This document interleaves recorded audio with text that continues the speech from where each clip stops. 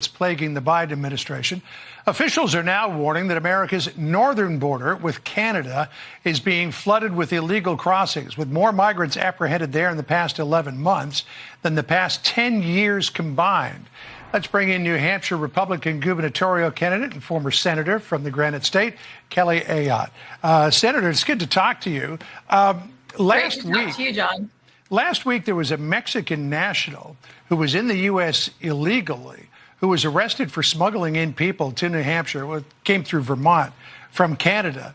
Again, this person should not have been in the country, yet this person also had a Washington state driver's license that was presented to the police.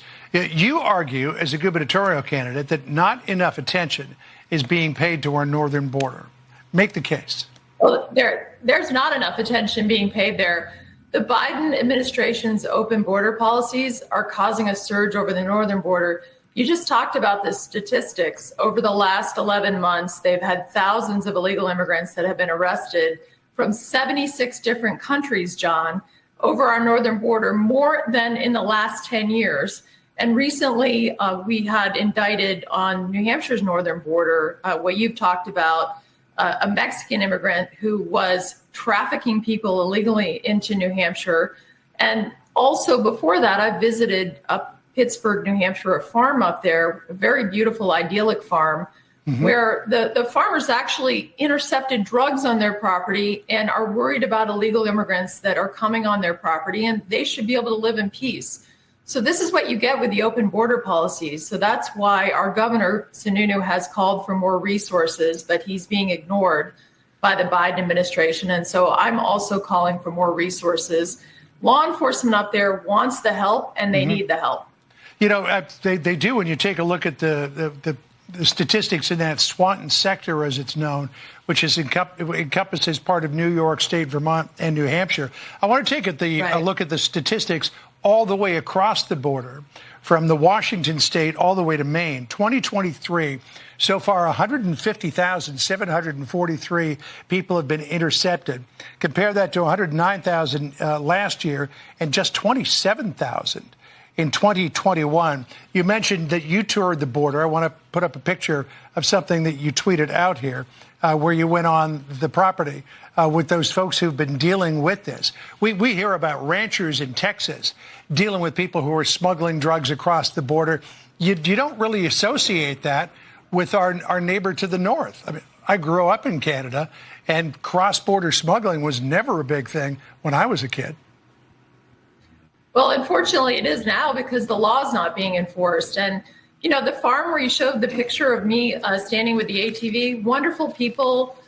Their family has had that farm for many decades, and they've never had to worry about this before. But now they're worried for their children. They're worried that they've already intercepted drugs on their property and illegal immigrants coming over, and they shouldn't have to worry about that. And that's why there needs to be additional resources for law enforcement at the border, and we need to enforce our laws. So this impact is impacting New Hampshire from the south because the drugs are being trafficked in, and now drugs are being trafficked in from the north too. It's a very untenable situation. Speaking of enforcing the law, there is a provision in the New Hampshire Constitution that you have to have the first in the nation presidential primary.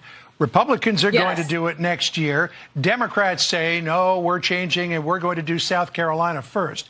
Well, New Hampshire Democrats say that they are going to defy the DNC and they're going to go ahead and be first in the nation. RFK Jr. supports this. He said, quote, I thoroughly support New Hampshire's century-old status as the first primary state and the political culture that has grown up around it.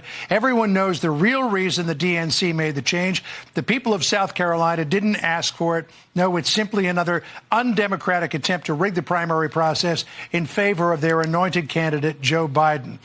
We talked to Governor Chris Sununu when this was first proposed. He was incensed by it.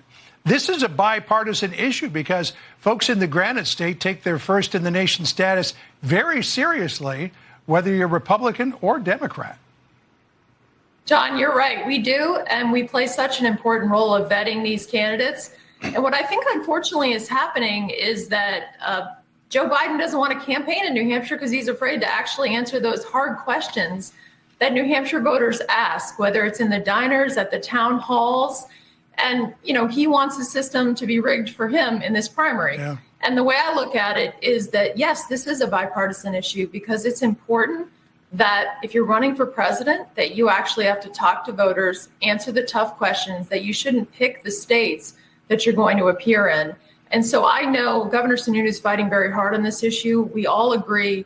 And I'm so glad, by the way, to see all the Republican presidential candidates who are in New Hampshire. They are here every day. They're working hard. They're shaking the hands. They're answering the tough questions. They're doing the town halls and showing that our party is one that is going to reach out to voters, that understands the importance of the New Hampshire primary, to making sure that we have a presidential candidate that can appeal to the entire country. Well, if memory serves, then candidate Joe Biden did not fare very well in the New Hampshire primary back in 2016. So it's probably the reason for the change. Senator, good to catch up with you.